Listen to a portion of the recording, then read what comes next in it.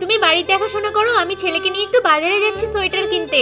আচ্ছা দিদি একটু দাঁড়ান, কি হয়েছে ভাই? আপনি যে আপনার মেয়েকে সোয়েটার পরাননি, ওর কি ঠান্ডা লাগছে না? ঠান্ডা তো অনেক লাগে আঙ্কেল, তাহলে সোয়েটার কেন কিনছো না? ভাই আমাদের এত টাকা নেই যে ওকে একটা সোয়েটার কিনে দেব।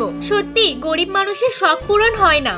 রামু আঙ্কেল এই দেখো আমি সোয়েটার কিনে নিয়ে এসেছি। আরে তাহলে আমার হাতে কেন দিচ্ছ? নিয়ে যাও। আরে আমি খেলতে যাচ্ছি, তোমার কাছে রাখো। কোথায় গেল ছেলেটা? মালিক ও খেলা করতে গেল। আচ্ছা ঠিক আছে।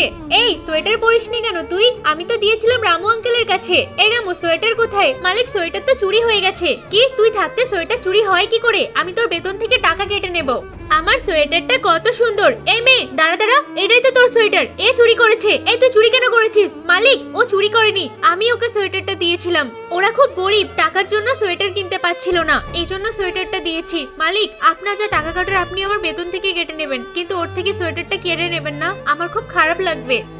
এই ব্যাপার তুমি আমাকে আগে বলোনি কেন? সোয়েটারটা দিয়েছো খুব ভালো কথা, আমাকে বললেই পারতে। এই বাবু চল।